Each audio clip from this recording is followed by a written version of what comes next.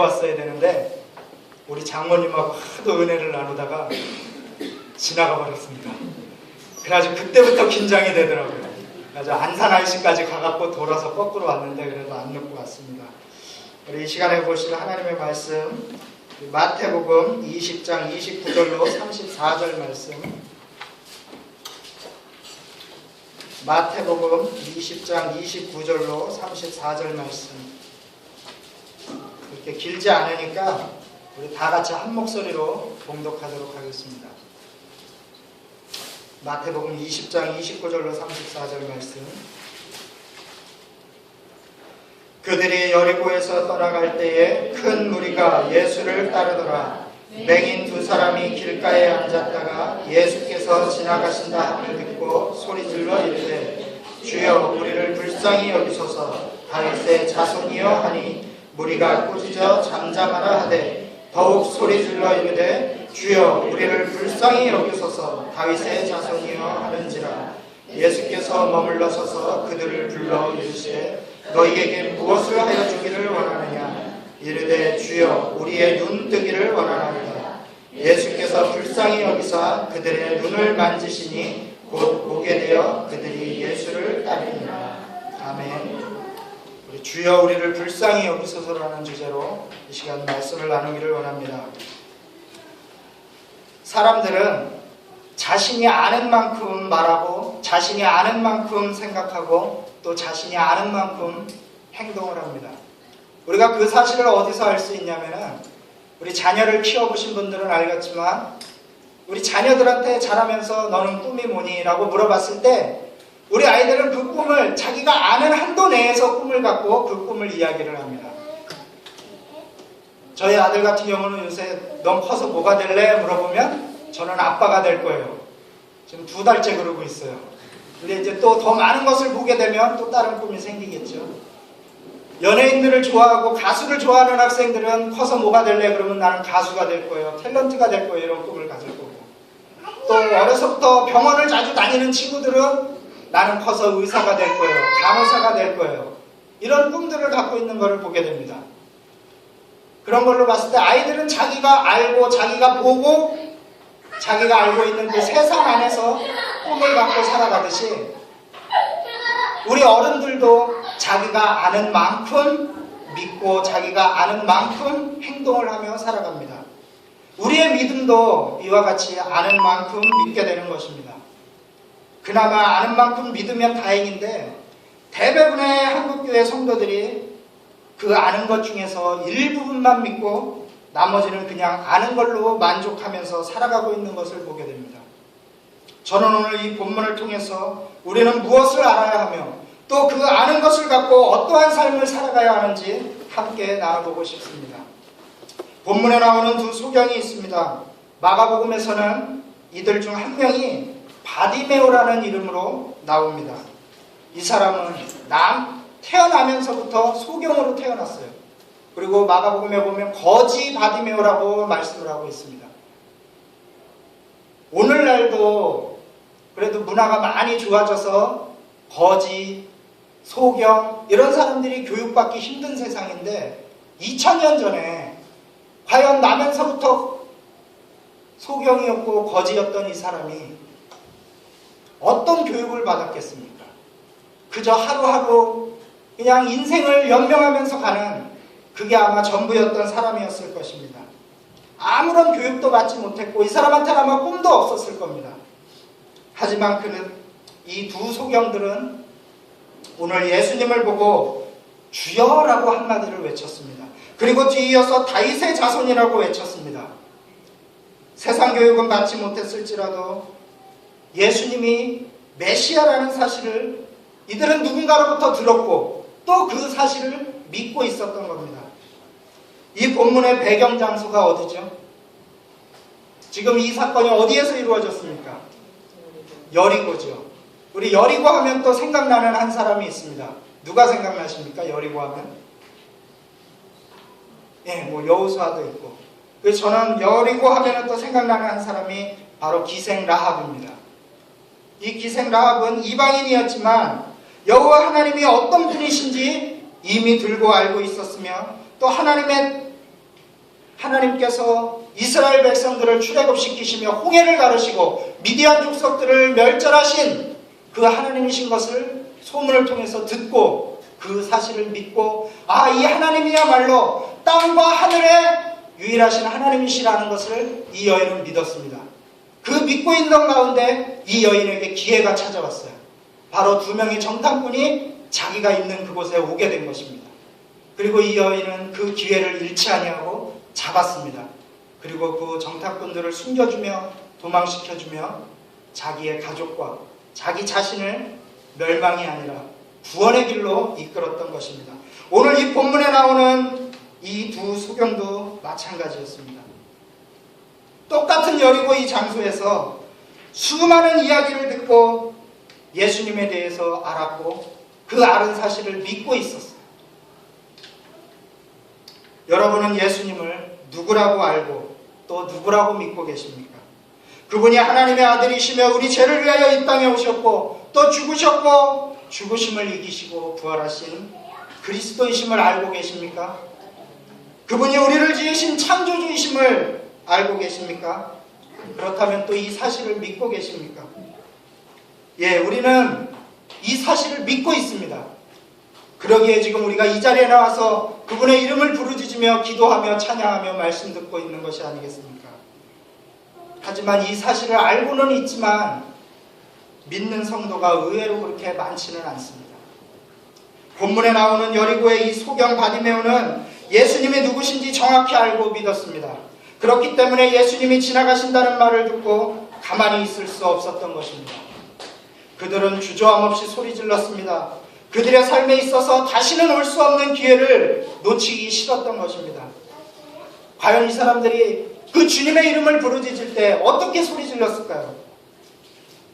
제가 생각했는데 아마도 물에 빠져서 죽어가는 사람의 심정으로 주님의 이름을 불렀으리라 생각이 듭니다. 내가 지금 예수님을 만나지 못하면 더 이상 내 인생에 다시는 기회가 찾아올 수 없다고 생각하며 간절히 외쳤을 겁니다. 주여 우리를 불쌍히 여기소서! 주여 우리를 불쌍히 여기소서! 저와 여러분은 과연 우리가 인생을 살아가면서 이렇게 외치실 수 있습니까? 저는 그것이 말로는 쉽지만 삶에서는 쉽지 않다고 생각합니다. 우리가 한번 2000년 전 여리고로 이 시간 한번 다 같이 돌아가 봤으면 좋겠어요. 우리 어려서 보던 그 슈퍼북이라는 그 성경 동화가 있습니다. 혹시 아시는 분들도 있을지 모르는데 그 슈퍼북 성경 동화를 보면 그 주인공 어린이들이 그 슈퍼북 책을 딱 펼치면 거기에 나오는 성경의 이야기에 실제 속으로 과거로 확 돌아가서 그 성경 이야기가 나오는 거예요. 우리가 이 시간 오늘 그 과거로 한번 돌아가 보겠습니다. 지금 우리가 여리고에 있어요. 예수님께서 수많은 무리와 함께 예루살렘으로 이제 떠나가십니다. 이제 곧 십자가에 못 박혀 죽으시기 위해서 예루살렘으로 가시는데 수많은 무리가 뒤따르고 있어요. 지금 여러분은 그 자리에서 과연 어디에 있습니까? 그 두 소경처럼 주여 나를 불쌍히 여기소서라고 부르짖는 자리에 있습니까? 제가 봤을 때 이 자리에 그 자리에서 부르짖는 사람은 아마 쉽지 않을 거라고 생각합니다. 우리가 믿음이 좋다면 그 무리 중에 아마 하나 있었을 거예요. 무리 중에. 우리 목사님 정도 되시면 아마 그 무리 중에서 이 두 소경이 주여 나를 불쌍히 여기소서라고 외칠 때 조용히 하라고, 예수님 가시는데 어디서 시끄럽게 떠드냐, 잠잠히 있으라라고 말한 그 정도 믿음이 아마 우리 목사님 정도 되실 것 같아요. 우리는 그냥 무리 중에 따라가는 사람, 그 정도만 돼도 훌륭하죠. 그런데 그 안에 없는 분들도 있을 겁니다. 또 다른 한 부류는 팔짱을 끼면서 수많은 사람들이 지나가는 걸 보면서 야, 저 사람들 좀 뭐 먹고 살 판났다고 저기서 떼지어 다니면서 저러고 있냐? 참 할 일도 없지. 이러면서 옆에서 그 모습들을 비판하는 자리에 있을 수도 있습니다. 이것도 아니라면은 아예 관심이 없는 자리에, 지금 내가 먹고 살기 바빠서, 내 인생 살아가기 바빠서, 내 일터에서 나는 지금 일을 해야 돼. 예수님이고 뭐고 물이고 뭐고 아예 아예 듣지도 못하고 관심도 없고 지금 나 그냥 살아가기에 바빠서 그 자리에서 그 현장에서 그 무리 속에 포함도 되지 못하고 살아가고 있는 사람 중에 하나일 수도 있습니다. 여러분들은 만약에 2000년 전이라면 지금 모습을 그대로 대입해 봤을 때 어느 자리에 있을 거라고 생각이 드십니까? 저도 곰곰이 생각을 했는데요. 야, 주일날이 아니면 나도 분명히 일터에서 남들이야 예수님을 쫓아가건 말건 나 지금 먹고 살기 바쁘니까 아무 관심 없이 세상에 어떤 일이 일어나고 있는지 관심도 없이 그냥 내 할 일에 빠져서 그러고 살고 있지 않았었을까? 이 네 번째에 들어가지 않았었을까? 우리는 이 말씀을 보면서 나라면은 주여 나를 불쌍히 여기소서라고 이 소경들처럼 뛰쳐나가서 나는 외쳤을 거야. 결코 쉽지 않습니다. 제가 엊그제 집에서 저희 집사람하고 기독교 TV 방송을 이렇게 보고 있는데 그 한센병 환자들이 있는 소록도에서 그 소록도 병원 의료부장으로 17년째 헌신하시는 그 오동찬 부장님의 인터뷰 방송을 봤어요. 그 집사람하고 그분의 인터뷰 내용을 보면서 둘이 서로 얼굴을 안 마주친 채 눈물을 툭툭 흘리면서 그걸 봤는데 이분이 하신 얘기 중에 이런 얘기를 하셨어요. 고통을 느끼는 것이 축복이다. 저게 뭔 소릴까 그랬는데 그 소록도에 있는 그 문둥병자들이죠. 우리 성경에 나오는 그 나환자들, 그 문둥병자들, 한센병이라고 하는데 지금은 이 환자들은 이 몸의 신경이 다 죽었대요. 다 죽어서 여기 피살에다가 라이터 불을 갖다 대도 뜨거운 걸 못 느낀답니다. 이게 살이 타들어가도. 그래서 이분들은 연탄불을 갈 때 우리는 집게로 가는데 이분들은 그냥 손으로 그 불타있는 연탄불을 그냥 짚고 눈대요. 살이 타서 떨어져 나가고 물집이 잡혀서 떨어져 나가도 고통이 없으니까 못 느낀다는 겁니다. 냄비도 국을 끓여서 냄비도 우리는 행주로 잡고 뜨거울까봐 그러지만 이분들은 그냥 냄비도 손으로 잡아서 갖다 놓고 그러니까 자기 손이 잘려나가고 자기 다리가 잘려나가도 고통이 없기 때문에 그게 모르는 거예요. 그거를. 그러면서 이분이 하시는 말씀이 우리가 고통을 느낀다는 것이 얼마나 큰 축복인가라고 얘기를 하시면서 아 그렇구나. 육신의 고통도 우리가 그걸 느끼려고 바늘을 이렇게 옆에다 누가 갖다 대면 움찔하면서 피하려고 하는데 우리 많은 신앙인들이 영적인 고통, 영적인 침체는 그 고통을 느끼지 못하고 고스란히 받아들이면서 주님 앞에 나오지 못하고 점점 영적인 침체에 들어가는 그런 성도들이 얼마나 많은지 모릅니다. 고통과 고난이 내게 엄습해오면 주여라고 외칠 것 같지만 현실은 그렇지가 못하니까 문제입니다. 영적인 감각이 무뎌지고 성령의 충만함 대신 자신의 지식과 생각과 의욕으로 가득 차서 내 문제를 해결해 주시는 주님이 지나가시는데도 쳐다보지도 못하고 내가 살아보겠다고 내 스스로 살아보겠다고 아둥바둥 살아가고 있는 영혼들이 많다는 것입니다. 보고 듣고 먹고 마시는 그런 육적인 일에 빠져서 영적인 눈이 멀어져서 아무것도 보지 않게 되는 힘겨운 삶을 살아가는 교인들이 얼마나 많은지 모릅니다. 물론 여기 나와 계신 분들은 아니죠. 영적으로 어두워지며 하나님 눈치를 보는 것이 아니라 사람 눈치를 보게 돼요. 우리의 삶에서 우리가 세상에서 살아가면서 많은 사람들과 어울려 살지 않습니까? 이게 영적으로 충만할 때는 누가 옆에서 무슨 소리를 해도 아랑곳하지 않아요. 주님 앞에 기도할 땐 기도하고 찬양할 때 찬양하고 예배 시간에 나와서 예배하지만 영적으로 그 고통을 못 느끼고 영적인 침체가 자꾸 들어가면 옆에서 사람들이 조롱을 하고 비웃고 같이 있다가 주일날 무슨 일이 있어서 모임이 있고 어디 갈 일이 있고 이런 일이 있을 때